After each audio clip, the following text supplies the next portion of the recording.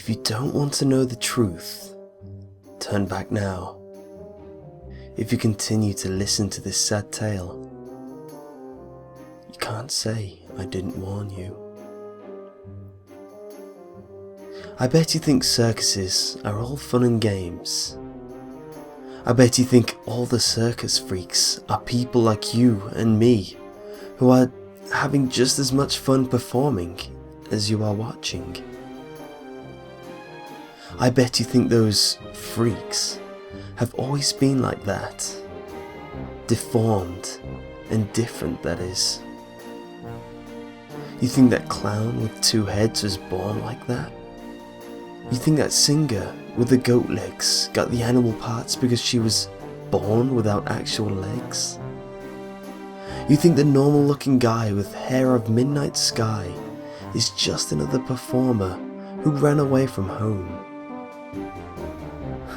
But you don't care. You don't give a second thought to what the freaks actually are like. What the freaks did to make them join the circus. I'll bet you anything that you don't know the pain and suffering they go through. You haven't heard their screams and cries in the night. You haven't heard them begging to die. You haven't smelled the stench of rotting flesh. You don't know anything, not a single thing. But that's what I'm going to tell you. If you don't want to know the truth, or you're not strong enough to know, turn back now. Let's start with how those freaks joined. But joined isn't the proper term now, is it? Not with every single freak that was perfectly human and got kidnapped as kids who wanted to go see the circus themselves. That's right, kidnapped.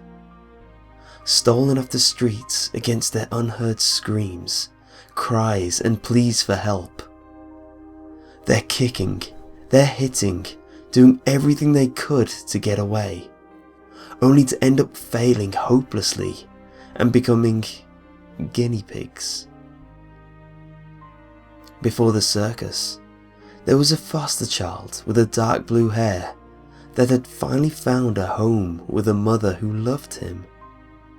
Sure, he may have been poor. Sure, he may have had a rough life. Sure, he may have died if left in the streets anyways. But that damned circus ruined his life. That damned circus ruined his chances and opportunities at living life. At living like an actual person rather than some bloodthirsty animal. But no, of course not. They had to take him. They had to take him at the age of 9. He was just a child when they injected him with all those things. And do you know what those things did to him? Do you?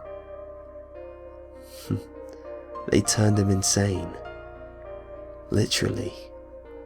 He lost his mind. He became a legitimate cannibal. He would have happily eaten another human being. A human being. And you know what? He liked it all. He liked the taste you can get only from human flesh. Actually, he preferred everything to be cold, raw, and human. He enjoyed feeling the blood swell in his mouth and dribble down his chin. Isn't that just a lovely image? And do you know why that little boy was chosen to be experimented on? Why he, a poor little boy who had almost died on the streets, had been chosen? Why? It was because he was a child who had yet to fill his life with good memories, rather than thoughts of meat, blood, and more meat. Now you have a taste of what I'm explaining. Now you know at least a small portion of the horrors. So I'll ask again.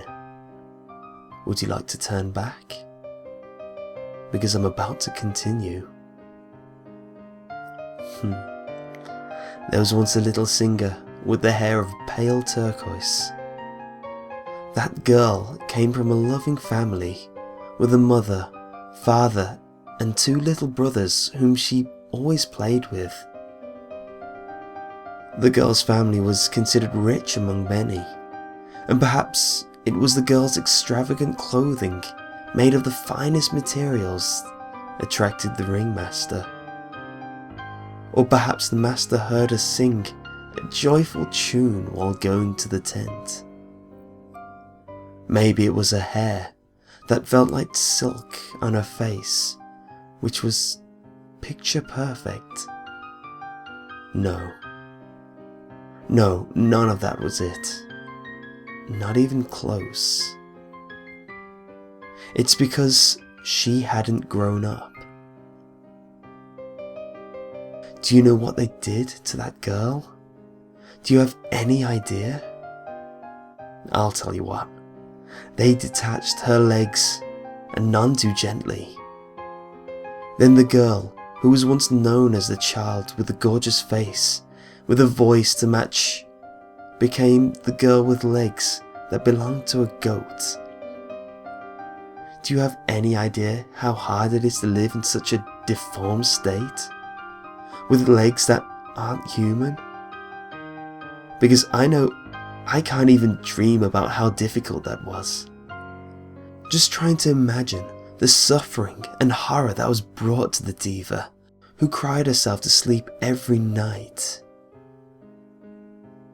makes me hurt inside and want to cry as well. The pain would be so unbearable.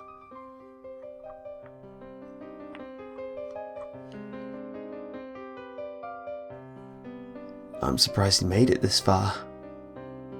You must have a heart that is strong. But I'll tell you again, you can turn back. Because I can assure you, things won't be getting better anytime soon. That clown with 2 heads? Before becoming a circus freak, do you know what it was? Do you? Of course not. No one does. Not a single soul. Until now. That freak was 2 little kids. A set of identical twins. A boy and a girl. Who were inseparable since birth. They were best friends and were always together. And did you know that they had a mom and dad? Those kids had a family. They had friends. They had an amazing future ahead of them. But all that was ruined.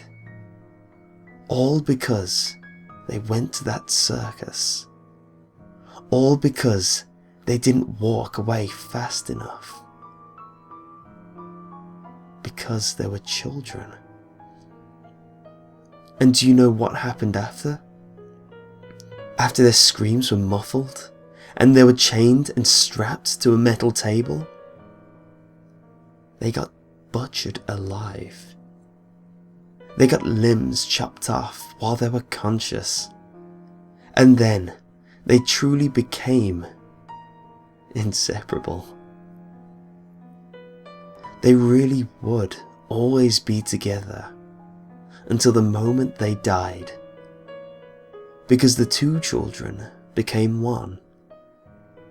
They were sewn together.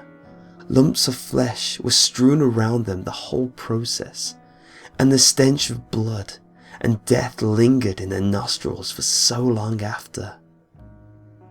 so long after, just because they were cheerful children. But that isn't all. That isn't even close to the end. There are so many more tortured souls, so many children who died during the mutilations, so many other children who wished with all their hearts that they had died. So many unfortunate souls who had fallen into the grasp of the ringmaster. You know what else? The torture didn't end there. Being chopped up and turned into those things was probably the least painful in comparison to what they went through after. But considering you made it this far, I doubt you'll stop listening to this, so I won't bother warning you again. Do you know what happened if they made the smallest mistake? If they refused to do something for the show? Or even if they took a step with the wrong foot? Oh no, you haven't a clue. But see, that's because the ringmaster punished them away from straying eyes that may catch the sinful acts. What is that punishment, you may ask? Acid. Yes, you heard right. Acid. The smallest misstep while under the ringmaster's power, and you would have the burning acid poured on your bare body. Every last drop. You think that's bad? It gets worse. Not by much, but it does get worse. I know, it's hard to believe. As if the mutilation wasn't bad enough, and the acid? That's more than anyone should have to deal with, human or otherwise. But mix the two, and you get the worst pain of all. You rot. Yes, that's right. Mix the mutilation and acid, and voila, you're a living, breathing being. Yet you're dying, being eaten inside out. I can't even begin to explain the horror and agony of what it feels like to have your body decay, and being conscious during every single second of it. And that is why all those freaks want to die, even though they're dying anyways. It's so slow and so painful that it's unbearable. They want to die a fast death, even if it took a whole hour or 3. That pain would be so much easier to endure than the hell they went through. But they don't try to kill themselves. No, not ever. As much as they want their suffering to end, they keep going. Why? Because the circus is so much fun. That's why. So much fun indeed. And that is the truth. Every word. Every single damned bloody word.